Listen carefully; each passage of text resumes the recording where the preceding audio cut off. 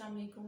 मेरा नाम किरण वकास है और आज हम जिस टॉपिक पे बात करेंगे वो है Amazon wholesale FBA. So first of all मैं आपको बताती हूँ कि होलसेल एफबीए का क्या मतलब है। होलसेल में इस मॉडल ऑफ बिजनेस में जो तरीक़ाकार हम इस्तेमाल करते हैं वो ये है कि जो एग्जिस्टिंग ब्रांड्स होते हैं किसी भी मार्केट प्लेस के, जैसे अगर हम यूएसए में सेलिंग कर रहे हैं तो यूएसए के जो एग्जिस्टिंग ब्रांड्स हैं उन ब्रांड्स की प्रोडक्ट्स को हम बल्क में ख़रीद कर रिटेलर में सेल आउट करते हैं। सो ये होलसेल है। और अगर हम बल्क में ख़रीद कर इन प्रोडक्ट्स को अमेज़ॉन के वेयर हाउस में रखवा दें और फिर हम प्रोडक्ट्स को रिटेलर में सेल करें तो ये मॉडल होलसेल एफबीए बन जाता है।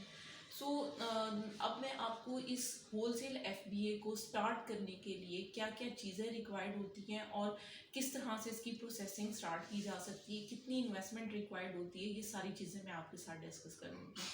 So first of all, wholesale के मॉडल पे काम करने के लिए जो डॉक्यूमेंटेशन हमें रिक्वायर्ड होती है वो ये है कि अगर हम यूएसए में सेलिंग कर रहे हैं तो हमें एक एलएलसी चाहिए, बिजनेस रजिस्टर्ड चाहिए। इसके अलावा हमारे पास बैंक अकाउंट होना चाहिए यूएसए का, हमें टैक्स पेयर बनना पड़ता है। और for the sake of reselling के अगर हम रीसेलिंग करना चाहते हैं प्रोडक्ट्स की तो हमारे पास रीसेल सर्टिफिकेट होना चाहिए जो कि टैक्स को एग्जाम्प्ट करवाएगा। असल में हर कंट्री के टैक्स के मामला डिफरेंट होते हैं, इवन स्टेट्स के टैक्स के मामला भी डिफरेंट होते हैं। सो अगर आप टैक्स एग्जाम्पशन ले लेंगे तो उससे आपको ये फ़ायदा होगा कि आप स्टेट को ये शो कर रहे हैं कि हम ये प्रोडक्ट्स अपने पर्सनल यूज़ के लिए लाइक बाय नहीं कर रहे, परचेज़ नहीं कर रहे, इसलिए वो आपका टैक्स एग्जाम्प्ट कर देंगे।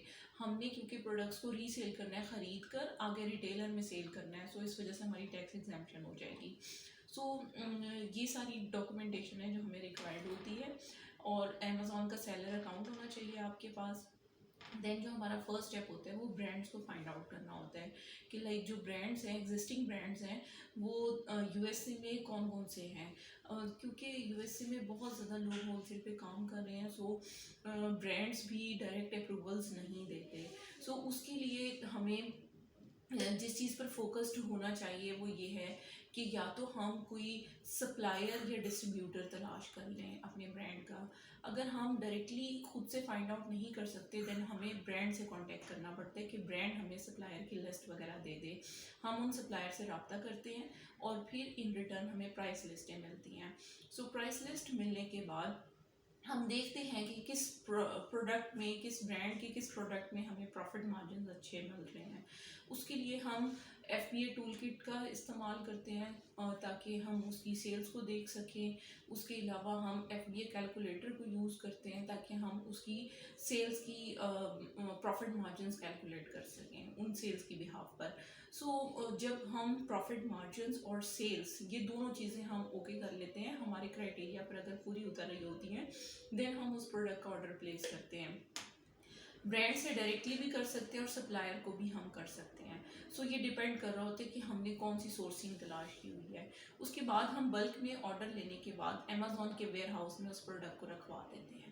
सो जब इन्वेंट्री हमारी अमेज़ॉन रिसीव कर लेता है, ओके कर देता है, देन हमें उस प्रोडक्ट की जो लिस्टिंग है वो हमारी एक्टिव हो जाती है।